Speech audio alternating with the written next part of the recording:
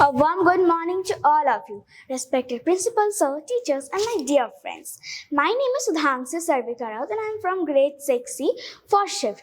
Today I am going to share you all the startup story of Samsung. The founder of Samsung is Mr. Lee Byung-chul. He belongs to a rich family. When he was 28 years old, उन्होंने trading company start की और उसका नाम Samsung रख दिया और उसके कुछ सालों के अंदर ही सैमसंग कोरिया के टॉप 10 ट्रेडिंग कंपनीज में से एक था. And the year came 1950 when the war started between North Korea and South Korea. उस टाइम पे सैमसंग को बहुत बड़ा लॉस हुआ था, इतना कि उन्हें अपना बेस सियोल से शिफ्ट करके बुसान लाना पड़ा. ट्रांसपोर्टेशन तो दूर की बात थी, लोगों को अपने बेसिक नीड्स जैसे फूड, क्लॉथ्स और एक्सेट्रा इन सब चीज़ों के लिए लोगों को एक्सपोर्ट पर डिपेंडेंट रहना पड़ता था. कोरिया में शुगर कैन का एक बहुत ही अच्छा और एक लार्ज अमाउंट में प्रोडक्शन होता था. तो मिस्टर ली ने सोचा हमारी कंपनी को इतना लॉस हो रहा है वॉर के बाद, तो क्यों ना कंपनी को डिवर्सिफाई किया जाए. और उन्होंने ऐसा ही किया.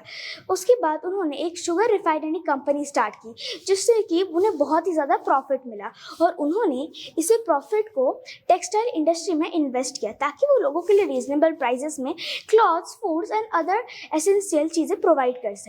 जब उन्होंने लोगों की इतनी ज़्यादा मदद की तो लोग उनकी कंपनी में एज अ वर्कर शाइन करने लगे और धीरे धीरे उन्हें ये बात समझ आ गई कि जब उनका कंपनी लॉस में जाने वाला था तब उन्होंने जब अपनी कंपनी को डिवर्सिफाई किया तो वह अभी एक नंबर 1 कंपनी है. और इसी चीज़ को ही उन्होंने अपना पावर और एक स्ट्रैटेजी बना लिया और आगे भी उन्होंने सैमसंग को और भी कई सारी इंडस्ट्रीज़ में एंटर करवाया, जैसे कि इंश्योरेंस कंपनीज, लोन कंपनीज और भी बहुत सारे. और आज की डेट में देखा जाए तो सैमसंग कोरिया के टॉप इंश्योरेंस कंपनीज में से एक है.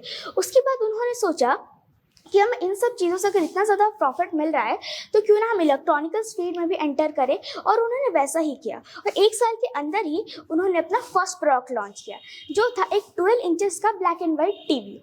उसके कुछ सालों बाद उन्हें बहुत ही ज़्यादा प्रॉफिट मिला उस टीवी से और कुछ टाइम बाद उनका सैमसंग कंपनी वर्ल्ड का नंबर 1 टीवी मैन्युफैक्चरर भी बन गया. और इसी सक्सेस ने उन्हें मोटिवेट किया ताकि वो आगे और भी ज़्यादा प्रोडक्ट्स बनाएं.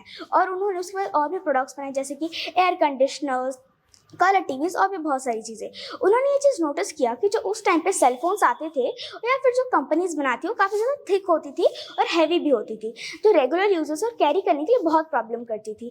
इसीलिए उन्होंने अपने खुद के सेलफोन्स बनाए और उन्होंने उनके बॉडी को काफ़ी ज़्यादा स्लिम रखा और उनमें कुछ ऐसे फीचर्स डाले जो लोगों की नीड थी. और उसके बाद तो उनकी कंपनी और भी ज़्यादा ग्रो करने लगी. और उन्होंने चीज़ नोटिस किया कि जो उनके छोटे छोटे पार्ट्स होते थे उसे लाने के लिए उन्हें दूसरे कंपनी पर डिपेंड रहना पड़ता था. इसीलिए उन्होंने एक मैन्युफैक्चर कंपनी ही खरीद ली और उनके टॉप क्वालिटीज़ के चलते उनका कंपनी नंबर 1 कंपनी बन गया. तो हमें स्टार्टअप से ये सीखने को मिलता है कि अगर हम अपने बिजनेस या फिर स्टार्टअप कंपनी को लोगों के बेसिक नीड्स पे फोकस करें और हम उसे डिवर्सिफाई करें तो हमारी भी कंपनी नंबर 1 कंपनी बन सकती है. अगर मैं आपको एक चीज़ बता दूँ कि सैमसंग का मतलब होता है कोरियन में 3 स्टार्स और 3 स्टार्स का मतलब होता है बिग एंड पावरफुल, जो और स्टार का मतलब होता है एवरलास्टिंग. और देखा जाए तो आज के डेट में ये वर्ड सैमसंग को परफेक्टली डिस्क्राइब करते हैं. Thank you.